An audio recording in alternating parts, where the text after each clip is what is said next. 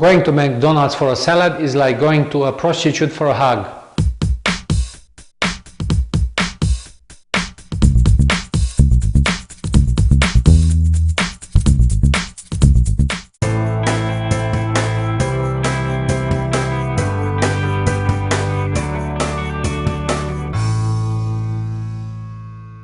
Welcome to the Academy of Photography. Christian Chudo here.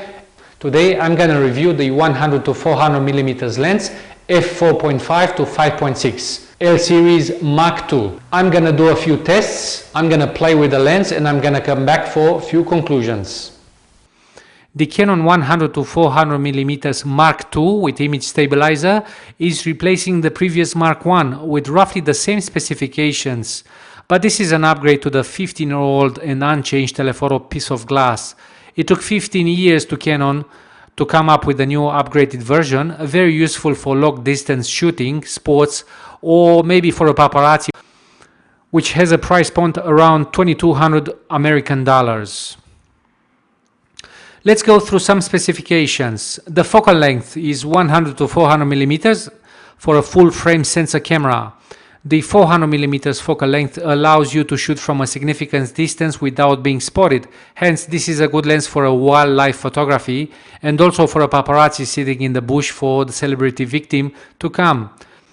As you will see, I have tested this lens on the side of the road, and I had difficulties in actually zooming in because I was actually too close. So 50 to 60 meters is too close. You actually need more room and space and distance to shoot from. For the American viewers, 50 to 60 meters range means 150 to 200 feet. This lens has also a very nice strength ring, which limits the speed you can actually zoom. It is a very nice feature that can help you in shooting video and also prevent the lens from being damaged faster. It just replaces a lock switch very elegantly. Aperture. As stated already, the lens is 4.5 at 100 millimeters focal length and decreases to 5.6 at maximum, used at the longest range of 400 millimeters. Despite the fact I would have wanted a 2.8 aperture, I'm not really concerned with the lesser value of 4.5, as this lens is a lens for the outdoors and not indoors. So there are more chances that the daylight will be enough to shoot. I have tested it inside, and due to the long range it is not very effective, as you cannot frame properly an object which is very close indoors, and they usually get outside the frame. Also, a 400 mm f2.8 is $12,000, so probably the difference will prevent me to get one for what I am doing. Usually the best action happens in light, so I do not believe the aperture is the issue here. The image stabilizer is the next feature I want to mention here, as this is definitely helping with the aperture by 3 to 4 stops. The image stabilizer is coming with 3 modes. First one for static handheld situations, where you can go and shoot a subject even in low light by just holding the camera up. The second mode is for panning with the subject, so for shooting cars, bikes, or running horses and sports, this is the best mode. The third mode is the newest from Canon, and it helps stabilizing the image only when the shutter releases and not before that. That is designed to minimize the battery consumption. However, I have not figured out how that is better than the second mode in terms of the image quality. Image stabilizer would be off when you keep the camera on a tripod, as it will attempt to move, actually ruining the picture. So remember, if you put the camera on a tripod, just switch the image stabilizer off and you'll be good. After a few tests, I feel that image stabilizer really helps when you're trying to follow a moving subject and have that in focus and sharp, and the background with motion blur. I have tested in comparison the image taken with another lens without the image stabilizer, my f2.8 70 to 200, and there's a huge difference in terms of the moving subject's sharpness. In regards to the focus speed, I was really impressed how fast it is. That tells me that all action shooters are going to be very happy. The closest focus point is 98 centimeters, which is about 38 inches, which is half of the distance of the old lens. It is a big improvement from the previous version of the Mark I. You can even attempt to use it as a macro and shoot from over 1 meter tiny objects, but it will never do as a good job as the proper macro lens. Also, in terms of build quality, this is something that I'm already used to, as the most of my lenses are L series, which are very well designed. Of course, for such a serious market player, Canon has to keep up with the quality expectations of the clients, and this is no exception. The lens comes with a nice hood which clicks very easy. I can say I have used my other lenses hoods and they come sometimes off the tracks, making it difficult to screw in or out, but this one is just perfect. It comes with a release button and also with a small hatch, useful for using it if you want to adjust the filter without removing the hood completely. The filter is 77mm in size, and with this model you can take it out and replace it with the hood on. The lens extends with the zoom at 400mm, and that makes me a bit nervous about dust getting inside the lens, so you better watch out and pay attention if you are shooting on the windy beach or in dusty storms. The previous lens was just pull out and extended, but for this one you need to rotate the ring. Also, you can adjust the speed of the zoom by making it smoother or tighter with another ring, as I have already mentioned that. A nice touch from Canon designers, well done. In terms of image quality, I guess it is time to put it to the test, and I'm going to go outside and shoot some action. I am outside now, and what I'm gonna do is test the 100 to 400, and I'm gonna test against the 70 to 200. I have the 5D Mark II cameras, which unfortunately they have only 3.9 frames per second. I really wanted to have something with above 7 frames per second. I've used the 70D in the different exercise. I'm gonna show you some samples, but definitely for this exercise something above 10 frames per second would be good. A 70 Mark II or 1DX4 or 1DS4, I'm not sure which one, but the one of the high top range of Canon has the 10 frames per second. That's the proper camera for sports. I'm here to test so-called sports and speed. I picked this spot because it's discreet, so that's the whole point. You have 100 to 400, you can shoot from a distance, be discreet, be invisible, just like the Academy of Photography is teaching you to be invisible. So yeah, I'm gonna try to capture motion, and what I want to do is get that nice blurry effect of the motion blur.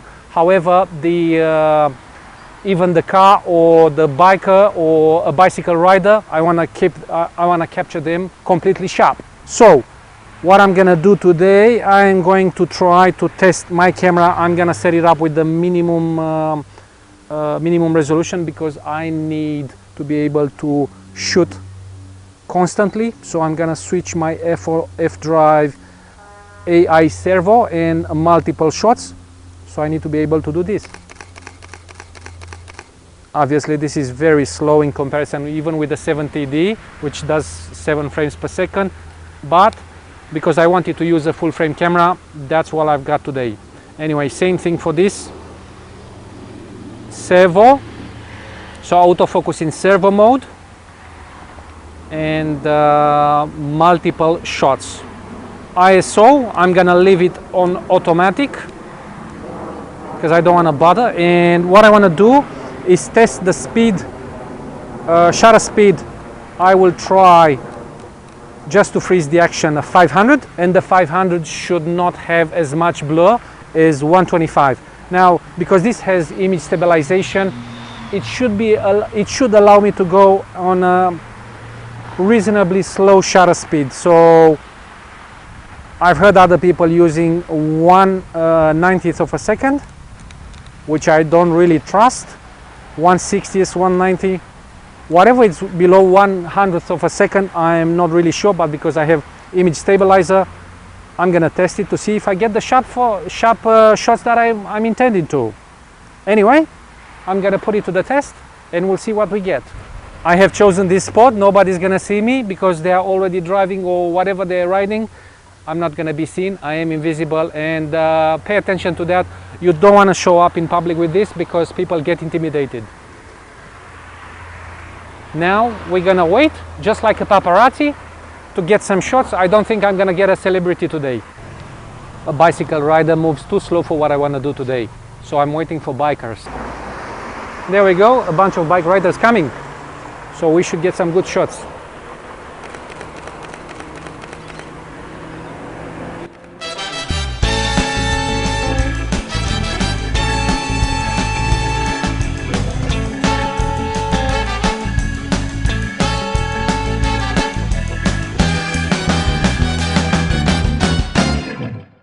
It is very important, the stabilizer mode for the 100 to 400 should be on mode 2, just for panning the action.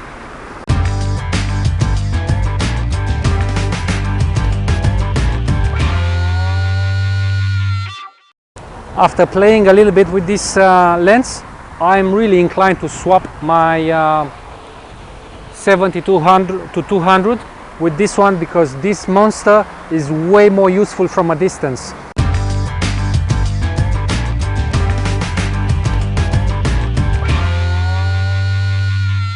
Now I'm gonna test 1/60th of a second, which I don't really trust. However, let's see if this baby is actually up to the expectations.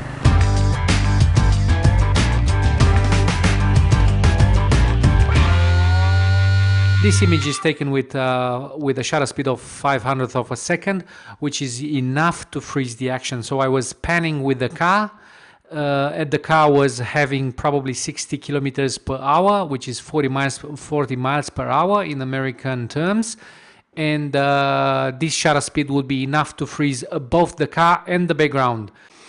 Another picture taken with the shutter speed of 1/25th of a second. That's my favorite shutter speed. If there's not much action and movement, this should be safe. However, you can see the blurry background because 1/25th of a second is not enough, and that's the whole intention. Now, I'm not 100% happy with the sharpness of the biker, but I took a lot of photos and this is the best I could come up with.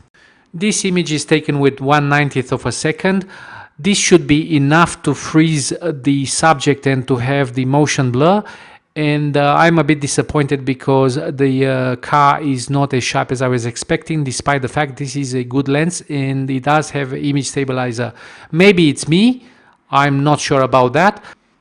Regardless of the equipment you have, 1/90th of a second will pick up the movement of your hand. So if you believe you have a steady hand, I don't think this is a shutter speed safe to take a sharp photo anyway. And that is the very reason I trust 1/25th of a second at least. Image taken with the 1/60th of a second, same deal with the 90th of a second. The car should be in focus and sharp, and we have the motion blur at the background. Now, the image is nice, however, the car is not as sharp as I wanted to. Again, maybe it's just me, I'm not skilled enough to capture the action. I took some bicycle riders photos which are a little bit sharper, but in my conclusion is that you need to take a lot of photos anyway in order to get the right one, and if the action is too fast, you probably need a lot of practice and a good lens. Now I just want to show you a few images taken with the 70D, 7 frames per second, and I believe the sharpness is superior. So it's not the lens, it's not me, it's actually the camera, and it's also me. And yeah, I think the lens is good enough to get as sharp as you can get. Playing with the 100 to 400 gave me a lot of pleasure, and honestly I'm thinking to switch to it. Now the price tag is quite high, probably $2,500, $2,200 in the States, $2,200 US dollars, and whatever other countries you will do the conversion. So in conclusion, I would definitely recommend this lens with all my heart. I am a little bit disappointed now comparing it with my f2.8 70 to 200. This would be a good addition for the wedding photographer. However, this is especially for those of you who want to capture speed and sports. To take the best out of this lens, I would recommend the camera which has a lot of frames per second. 3.9 on a 5D Mark II is very low. I would definitely recommend a 7 frames per second at least. I hope you enjoyed this video. Leave your comments down below. If you have any questions, feel free to shoot. Thank you for watching. Until I see you next time, I wish you happy shooting. Thank you very much. Before I go, I would like to thank Rent-A-Cam in Sydney for their help in providing the equipment for review. I am impressed with their passion and knowledge about everything about photo and video equipment. Renting is a very good idea for anyone who is not ready to buy or simply needs one piece of equipment temporary and does not need to invest. If you are around Sydney and intend to play with some nice toys without buying, you should check their website, and I will place a link down below.